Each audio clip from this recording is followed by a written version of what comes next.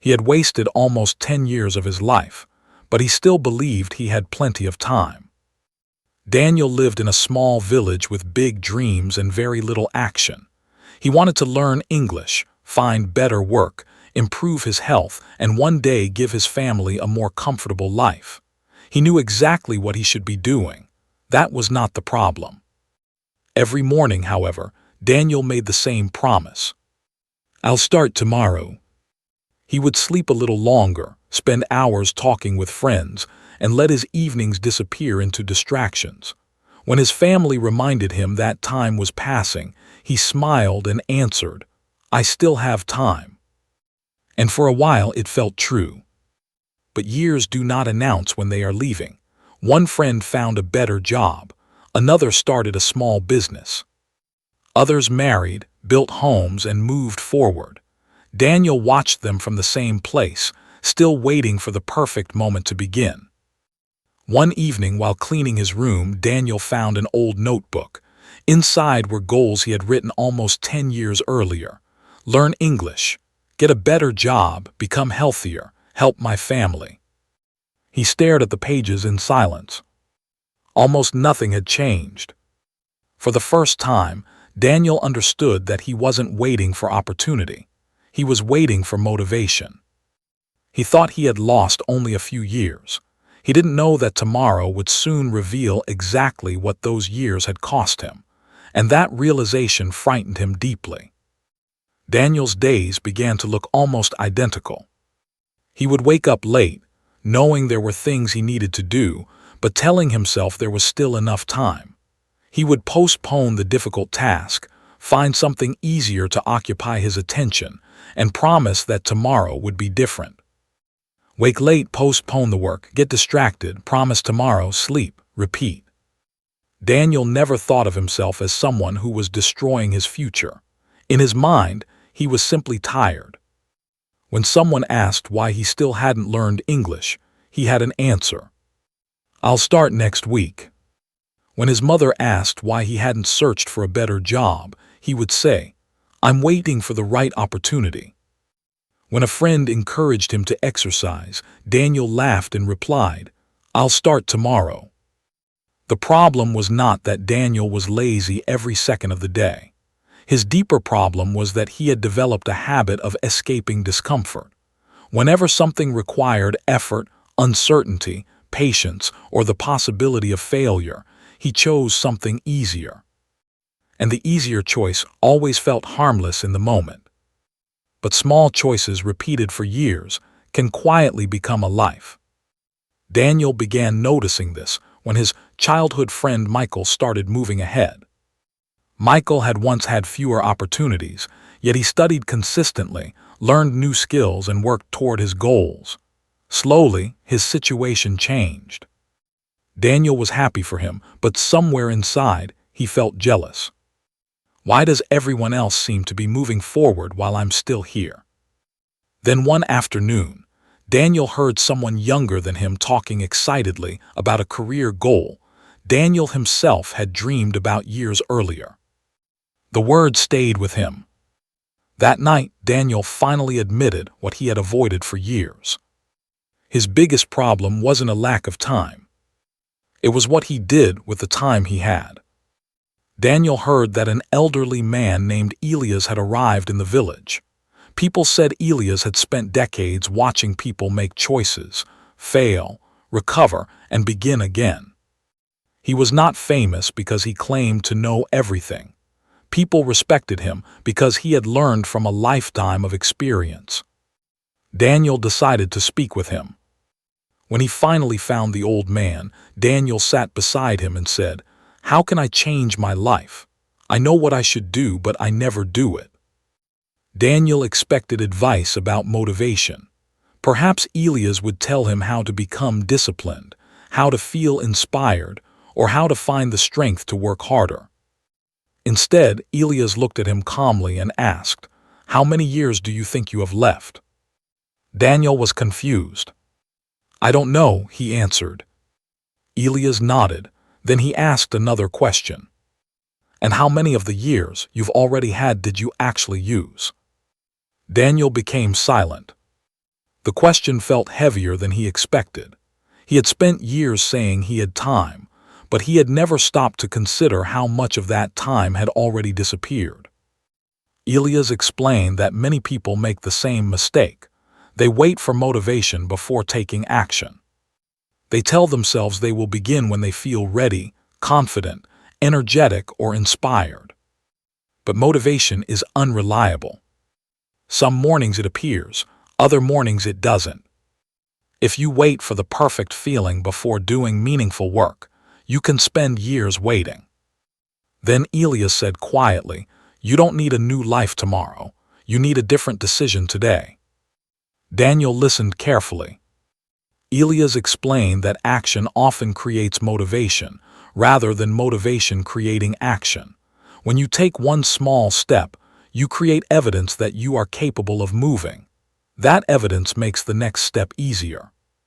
He then asked Daniel to return the following morning. "I'll tell you a story," Elias said, "about a man who was given an extraordinary opportunity but lost it because he kept waiting." Daniel wondered what kind of opportunity could disappear simply because someone waited. He thought Elias was going to teach him how to work harder. He didn't know the old man's next lesson would first teach him why he kept running away from work. Samuel had spent years wishing for an opportunity. Now, when one finally appeared, he treated it as though it could wait. Elias told Daniel about a poor man named Samuel who desperately wanted to change his life.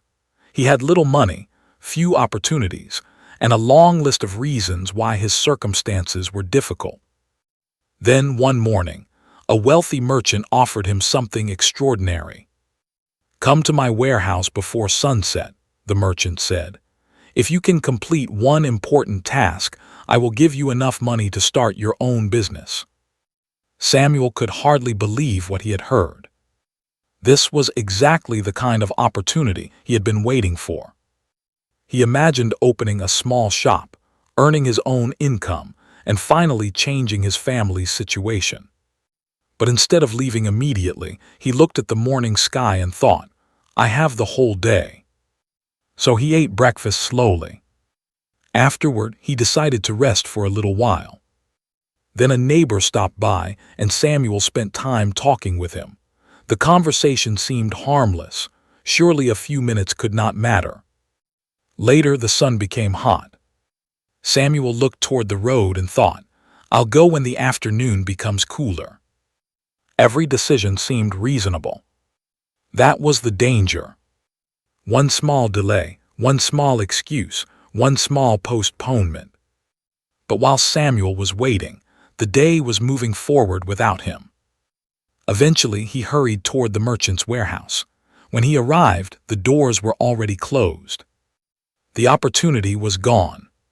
Samuel knocked desperately and begged for another chance. The merchant looked at him and said, "I didn't take your opportunity away. You gave it away one delay at a time." Daniel listened without speaking. Elias turned toward him and asked, "How many opportunities have you lost in exactly the same way?" Suddenly, Daniel remembered.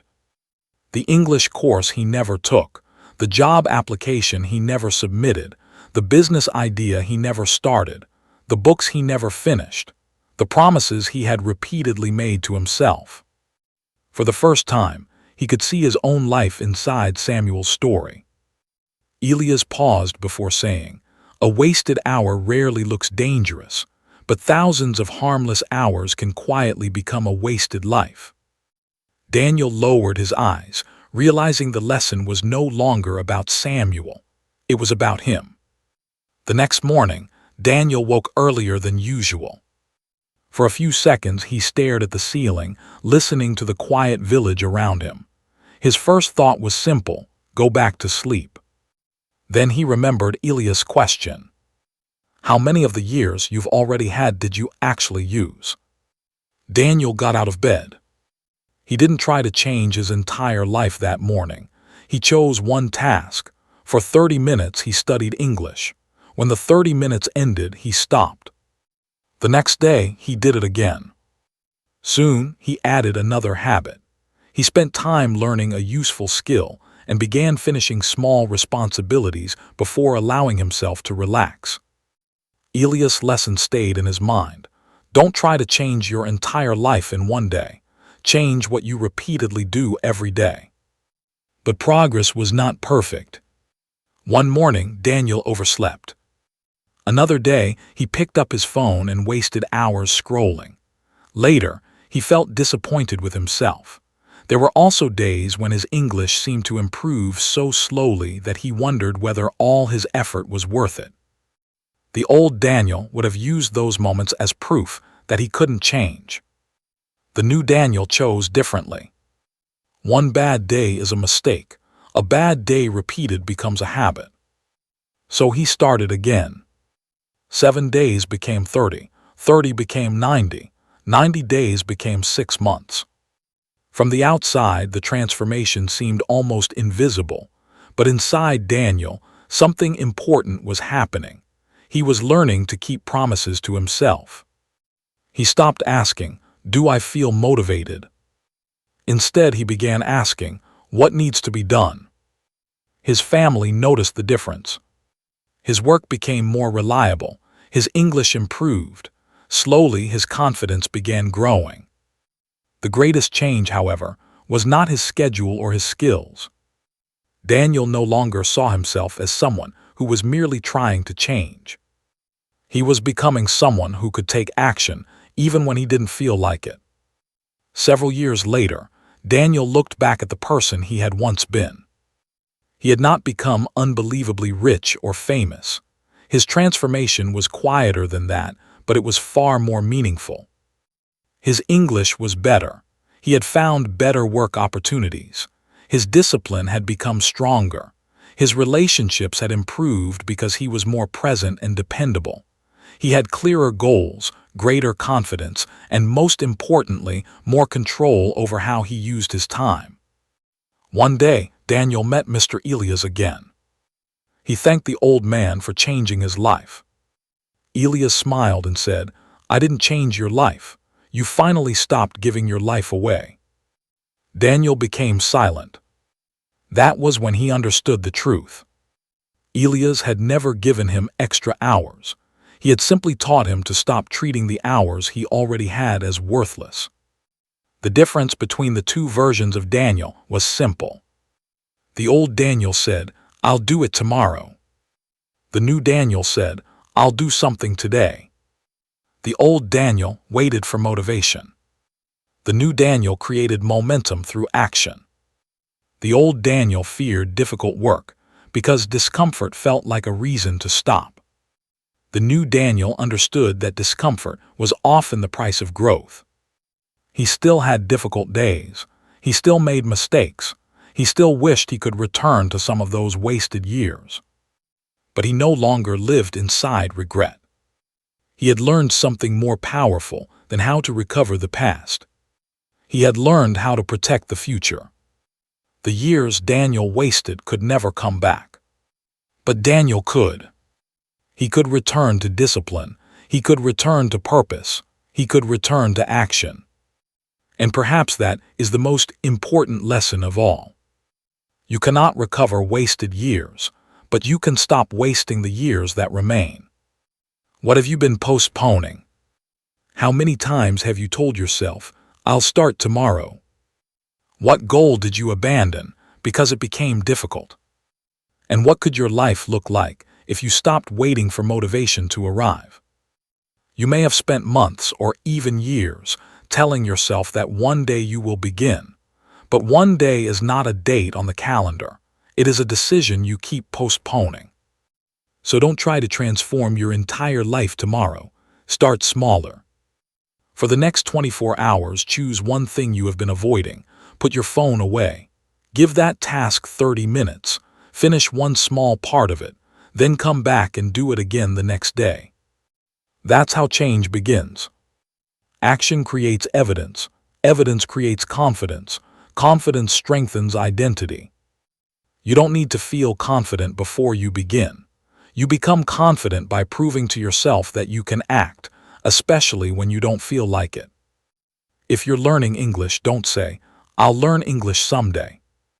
Read one page today. Learn 5 words. Listen for 10 minutes. Speak for 5 minutes. Practice one difficult sentence until it becomes easier. One day may feel insignificant. 30 minutes may seem too small to matter. But hundreds of small actions can create skills, confidence, and opportunities that your old habits could never produce. Think about the person you could become if you stopped giving your intentions to tomorrow. You may have wasted yesterday. You may have wasted years, but you don't have to waste tomorrow. Stop waiting for the perfect day. Start with the day you have. Take one small step, then another. Keep learning, keep practicing, and keep improving. Your future does not need a version of you. It needs a version of you willing to begin today.